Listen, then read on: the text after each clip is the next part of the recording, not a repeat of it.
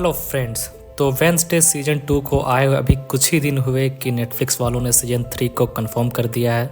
और हो भी क्यों ना, सीजन 2 को पब्लिक का जो पॉजिटिव रिस्पांस मिला उसके बाद नेटफ्लिक्स वालों ने सोचा कि चलो एक और बॉम्ब फोड़ ही देते हैं।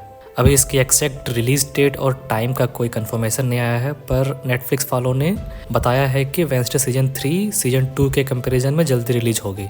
सोर्सेज की माने तो सीजन 3 का प्रोडक्शन अर्ली 2026 में स्टार्ट हो जाएगा और रिपोर्ट्स के अकॉर्डिंग सीजन 1 का प्रोडक्शन करीब 6 मंथ तक चला था, वहीं सीजन 2 का 9 to 10 मंथ्स। तो इस हिसाब से सीजन 3 के प्रोडक्शन में पूरा 2026 पार हो जाएगा और 2027 के मिड समर या जून जुलाई के मंथ तक हमें इसका सीजन 3 देखने को मिल जाएगा। और सीजन 3 भी हमें सीजन 2 के तरह ही 2 पार्ट्स में देखने को मिल सकता है। तो चलिए वीडियो में आगे बढ़ते हैं, पर उससे पहले अगर आपने चैनल को सब्सक्राइब नहीं किया है तो प्लीज़ चैनल को सब्सक्राइब कर दीजिए और अगर ये वीडियो अच्छी लगे तो प्लीज़ एक लाइक भी कर दीजिए। तो शुरुआत करते हैं सीजन 3 के कास्टिंग से। कास्टिंग की बात करें तो अभी कोई भी ऑफिशियल कंफर्मेशन नहीं आई है, पर मोस्ट प्रोबेबली सीरीज़ के मेन कास्ट सीजन 3 में भी रहेंगे, जैसे कि Wednesday, Tyler, Enid, Bianca, Ajax, Eugene, Pugsley, Agnes, Gomez, Morticia और ग्रेंडमा। उसके अलावा जो कैरेक्टर्स मर चुके हैं वो हमें शायद सीजन 3 में नज़र ना आए, जैसे कि प्रिंसिपल वीम्स, शेरिफ केल्पिन, थ्रोनहिल, प्रिंसिपल बैरी डॉट, आइजैक नाइट और फ्रांसोइस केल्पिन, अनटिल अनलेस की क्रिएटर्स कोई घोस्ट वाला एंगल ना लेके आ जाए। अब बात करते हैं कि सीजन 3 में वो कौन कौन सी स्टोरी है जिसे हम देखना चाहेंगे। सबसे पहले सीरीज़ की one of the most important character Enid, जो कि अब अल्फ़ा वेयरवुल्फ में ट्रांसफॉर्म हो चुकी है।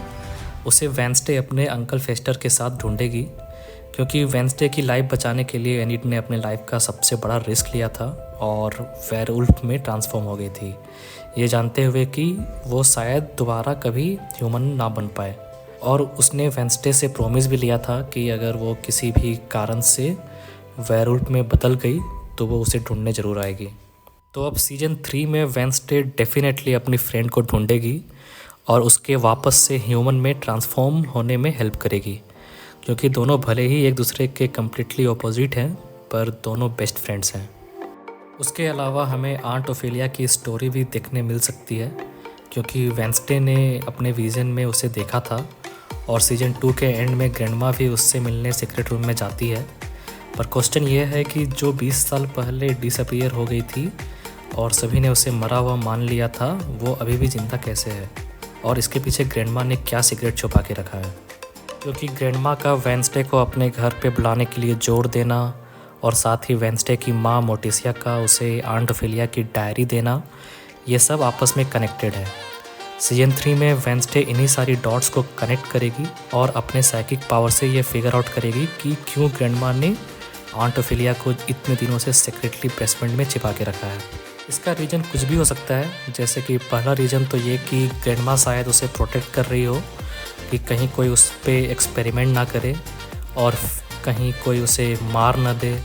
उसके अलावा हमें ये भी बताया गया है कि वो अपने साइकिक पावर को यूज़ करते करते पागल हो गई थी, शायद इसीलिए भी वो उसे सबकी नज़रों से छिपा के रखी हो कि कहीं सोसाइटी उसे उससे दूर ना कर दे या फिर कहीं वो खुद की ही जान ना ले ले। इसमें हो सकता है कि मोटिसिया को भी इस सीक्रेट का पता हो, क्योंकि वो वेडनेसडे को आंट ओफेलिया की डायरी दी थी। शायद वो ये चाहती थी कि वेडनेसडे अपने साइकिक पावर को यूज़ करके उसे ढूंढे। पर यह देखना इंटरेस्टिंग होगा जब वेडनेसडे और ओफेलिया आपस में मिलेंगे, क्योंकि सीजन 2 के एंडिंग में हमने देखा था कि वो अपने रूम की दीवार पे ये लिखी हुई रहती है कि वेडनेसडे मस्ट डाई। इसके अलावा हमें टाइलर और कैप्री की भी स्टोरी देखने मिल सकती है, क्योंकि सीजन 2 के एंड में हमने देखा था कि कैप्री टाइलर के पास जाती है और उसे अपना ग्रुप ज्वाइन करने के लिए कन्विंस करती है। वो अपना खुद का एक ग्रुप बनाए हुए है जिसमें हाइड्स या फिर दूसरे अनएक्सेप्टेड आउटकास्ट या फिर डेंजरस आउटकास्ट है, क्योंकि उसके पिता भी एक हाइड थे, तो वो टाइलर को अपने ग्रुप में ज्वाइन करने के लिए कन्विंस कर लेती है। वो बार बार एनिड को भी कन्विंस करने की कोशिश करती है और बोलती है कि वो उसे अकेला नहीं छोड़ेगी।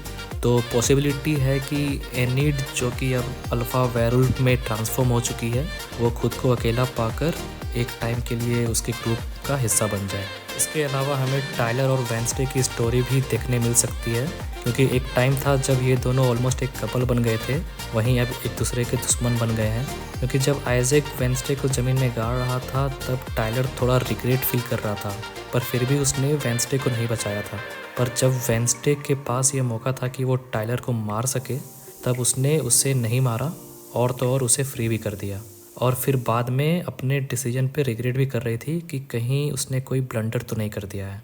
इन सब के अलावा एज अ फ़ैन हम ये एक्सपेक्ट करते हैं कि हमें एडम्स फैमिली की और भी सीक्रेट्स देखने को मिले। अभी के लिए इस वीडियो में बस इतना ही। एज अ फ़ैन हमारे पास अब वेट करने के अलावा कोई और ऑप्शन नहीं है, तो इस वीडियो को यहीं पे कंक्लूड करते हैं और मिलते हैं अपने अगले आने वाले वीडियो में। तब तक के लिए धन्यवाद।